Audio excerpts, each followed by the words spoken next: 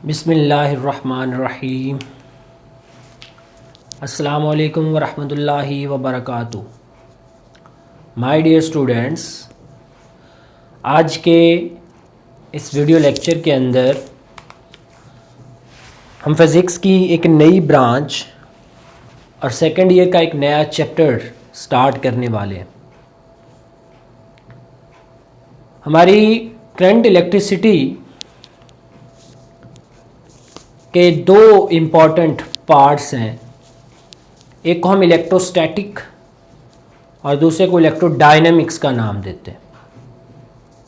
Electrostatic के बारे में हम कंप्लीट डिस्कशन चैप्टर नंबर 12 के अंदर कर चुके हैं। उसमें जो इम्पॉर्टेंट कॉन्सेप्ट हमने पढ़े, coulomb law, electric field, electric potential gradient, ये चीज़ें जो हैं वो हमने उस चैप्टर के अंदर डिस्कस की थी। आज के इस वीडियो लेक्चर के अंदर हम एक नई ब्रांच को डिस्कस करने वाले हैं और इसकी डिटेल और डेप्थ भी इंशाल्लाह हम कोशिश करेंगे कि जितना मैक्सिमम उसको कवर कर सकें वो करें।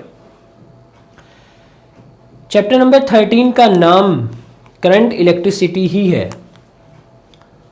और इसके अंदर हम चार्जेस को मोशन की हालत में स्टडी करेंगे। यानी जब चार्ज मूव कर रहा होता है तो उसकी मोशन के क्या क्या इफ़ेक्ट्स हैं, ये सारी चीज़ें हम इस चैप्टर के अंदर डिस्कस करने वाले हैं। तो आइए स्टार्ट लेते हैं chapter number 13।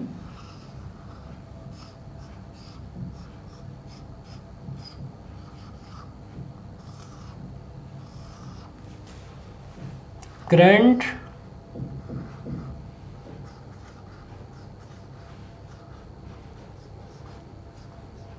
Electricity.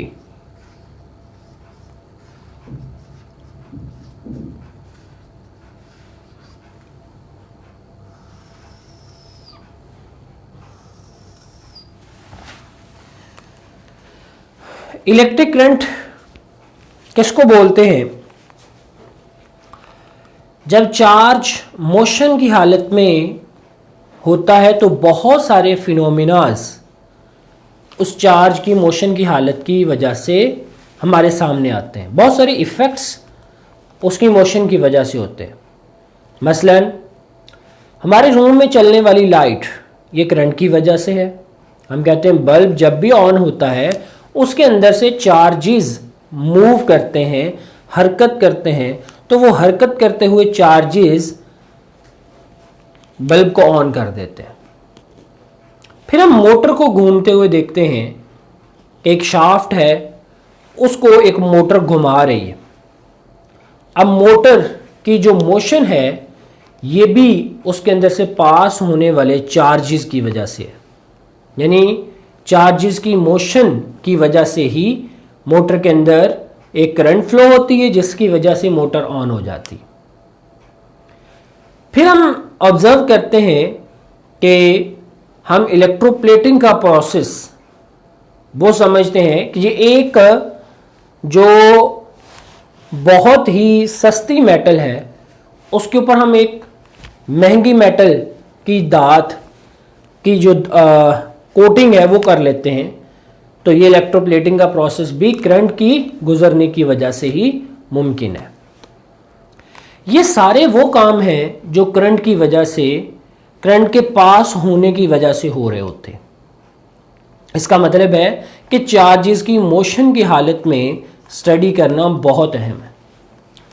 Charge rest हालत में हो तो उसको स्टडी किया जाए, जो चैप्टर नंबर 12 में हमने किया, उसको बोलते हैं इलेक्ट्रोस्टैटिक।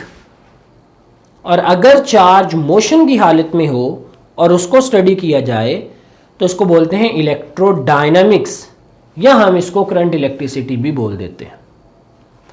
तो आइए इसके डेफिनेशन लिखते हैं। The branch of physics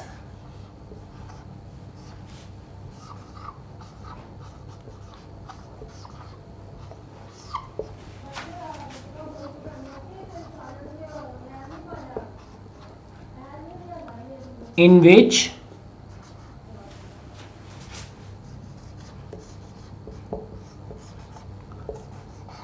we deals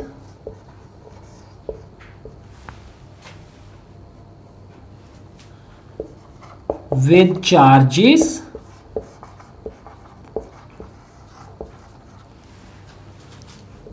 in motion is called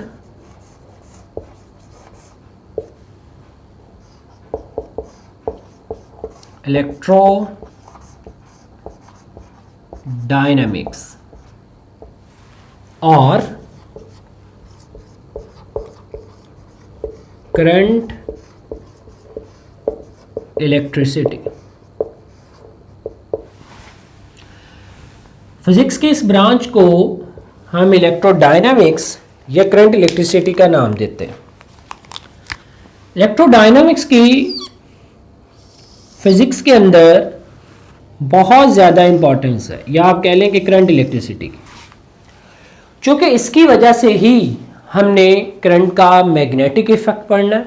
जब करंट फ्लो होगी तो उसका मैग्नेटिक इफेक्ट स्टडी करना, करंट का हीटिंग इफेक्ट स्टडी करना है, और करंट का केमिकल इफेक्ट स्टडी करना है, और इससे बहुत सारी डिवाइसेस बनानी है। बेटे फिज़िक्स पढ़ने का बेसिक मकसद क्या होता है कि हम एक ऐसे नॉलेज से फेमिलियर हो जाएं जो हमारे रोज़मर्रा ज़िंदगी के अंदर ऐसी नई डिवाइसेस लेके आए जो हमारे काम को आसान करे, और उन डिवाइसेस को बनाने के लिए हमें बेसिक नॉलेज पुख्ता करना होता है अपने फिज़िक्स का। इसी तरह करंट इलेक्ट्रिसिटी का नॉलेज पुख्ता करेंगे तो हम एक ऐसे नॉलेज को गेन कर रहे हैं जो हमारे लिए डिवाइस बनाएगा, और उस डिवाइस से हम अपने रोज़मर्रा के काम आसान कर लेंगे। इसी करंट इलेक्ट्रिसिटी को पढ़ के ही वोल्ट मीटर, जो वोल्टेज मेजर करने के लिए बनाया जाएगा, एम मीटर जो करंट को मेजर करने के लिए बनाया जाएगा, ओम मीटर जो रेजिस्टेंस को मेजर करने के लिए बनाया जाएगा, ट्रांसफार्मर, जनरेटर, आपका मोटर, इसी तरह बहुत सारी और डिवाइसेस जो हमारी रोज़मर्रा ज़िंदगी में बहुत अहम हैं। इन तमाम को बनाने के लिए हम अपने इस करंट इलेक्ट्रिसिटी को पढ़ेंगे।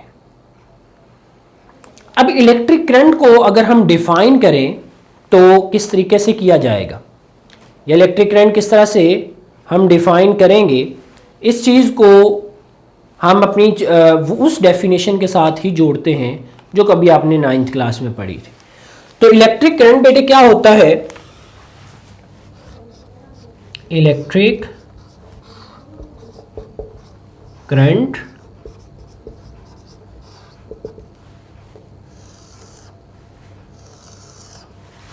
इसको हम डिफाइन करते हैं the rate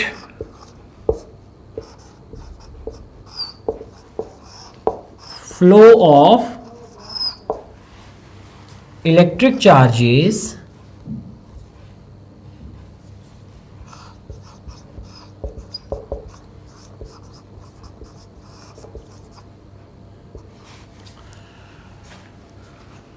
through any cross section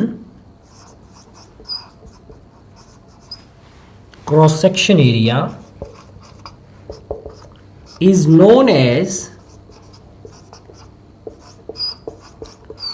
electric current. Electric current define किया जाता है उन चार्जेस के रेट फ्लो से जो किसी क्रॉस सेक्शन एरिया के अंदर से चार्जेस पास कर रहे हो।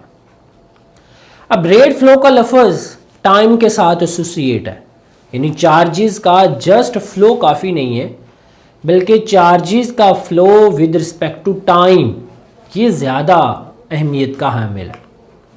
जब वो चार्जेस फ्लो करेंगे from one side to another side through any cross section area, तो उसका जो रिज़ल्ट होगा वो इलेक्ट्रिक करंट बनाएगा, या उसको हम इलेक्ट्रिक करंट कहेंगे। अब ये चार्जेस कितनी किस्म के हो सकते हैं? ये चार्जेस आयंस हो सकते हैं, ये चार्जेस इलेक्ट्रॉन हो सकता है, या इलेक्ट्रॉन्स की बहुत सारी तादाद हो सकती है, या फिर हम इन दोनों को मिलाकर भी चार्जेस कह सकते हैं कि आयंस भी और इलेक्ट्रॉन्स ये भी चार्जेस, या प्रोटॉन भी हो सकता है। यानी any kind of particle that contains some amount of charge can flow current, और जो स्मॉल अमाउंट ऑफ पार्टिकल जो है वो चार्ज कैरी करता है उसको हम चार्ज कैरियर का नाम देते हैं।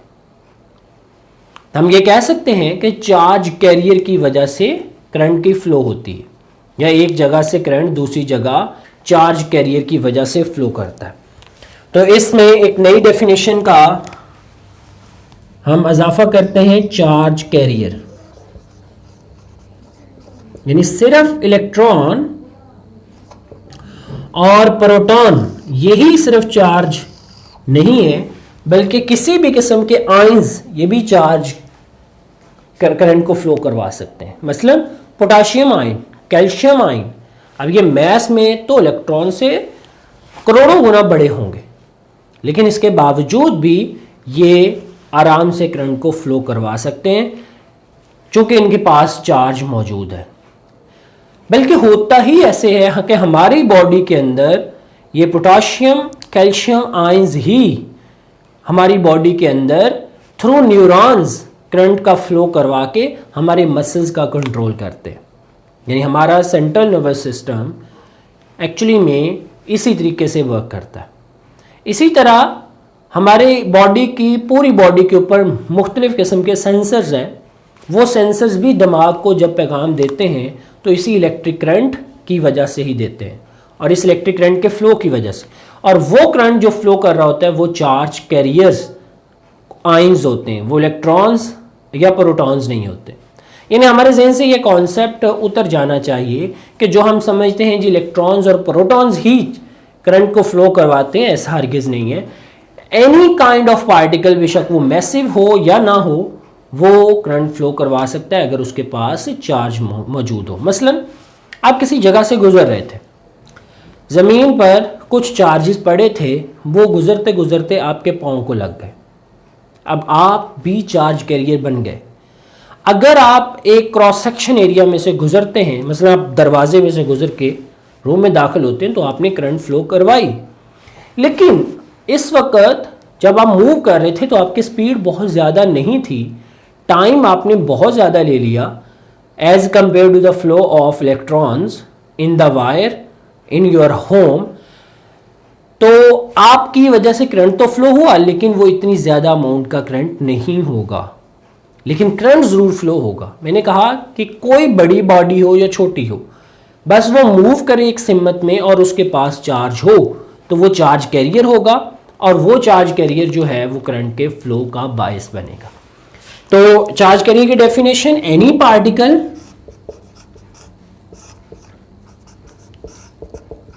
Particle that have charge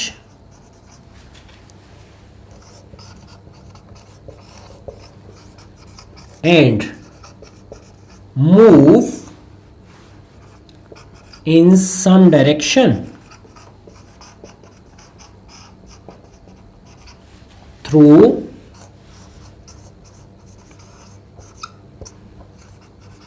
any cross section area.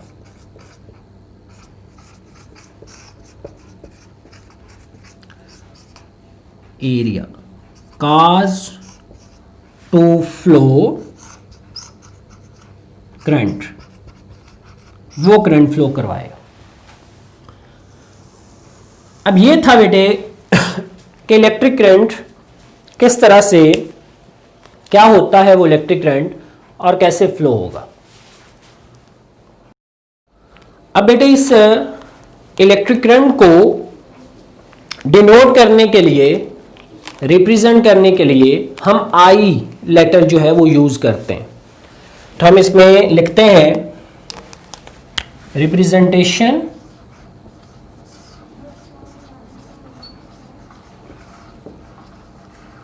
Representation of current, या हम इसको करंट का सिंबल भी बोल सकते हैं। Electric current is denoted by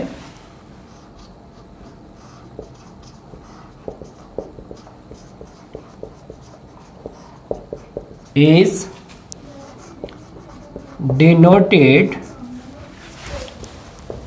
by I, या I लेटर के साथ डिनोट किया जाएगा। अगर इसके हम मैथमेटिकल फॉर्म देखें,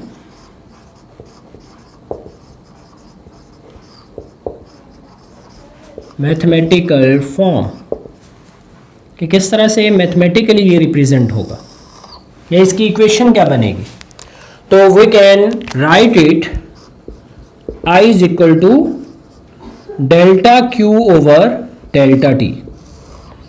delta Q is the amount of charge per unit time through any cross section area. ये हमारे पास इलेक्ट्रिक करंट होगा। यानी हम ये कह सकते हैं कि electric current I flow due to delta Q charges passing through any cross section area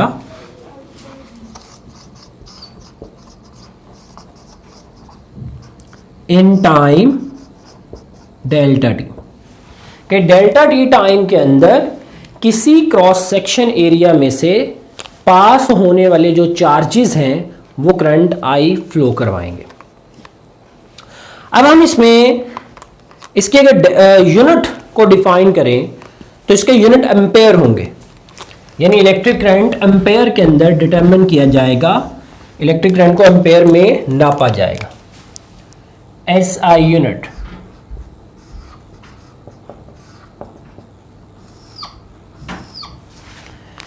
इसको हम कहते हैं it is measured in SI unit ampere. Ampere एक साइंटिस्ट का नेम है और इससे अगर हमने यूनिट का नेम लिखना है तो स्मॉल ए से लिखेंगे और इसका सिंबल कैपिटल ए होगा। Electric current is a base quantity, ये बेस क्वांटिटी के अंदर इसका शुमार होता है। It is a base quantity.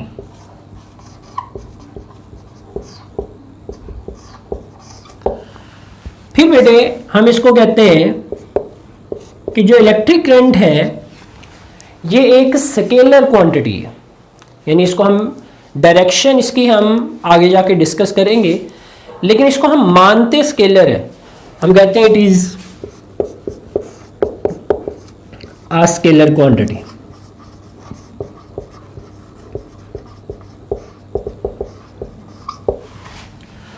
और अगर हम इसकी डेफिनेशन इसके यूनिट की लिखें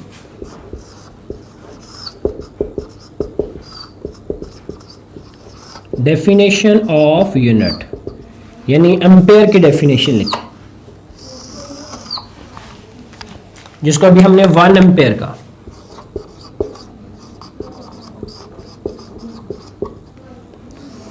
वन एम्पेयर कितनी अमाउंट ऑफ करंट होगी इसको हमने डिफाइन करना। हम इसको कहते हैं 1 ampere is the amount of current when 1 coulomb charge passing through a cross section area through 1 second, then current will be 1 ampere। उस वक्त करंट 1 एम्पेयर होगी। if 1 coulomb charges passing through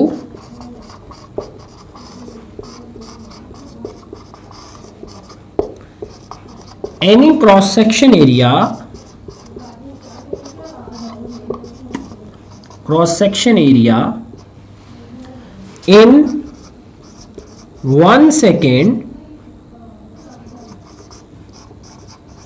then current will be 1 ampere. कि अगर 1 second के अंदर किसी cross section area में से 1 कूलम चार्जेस पास कर जाएं तो फ्लो होने वाली जो करंट होगी उसे हम 1 एम्पेयर का नाम देंगे, वो 1 एम्पेयर के बराबर होगी। अब अगर इसकी डायमेंशन लिखें कि डायमेंशन क्या होगी इसकी,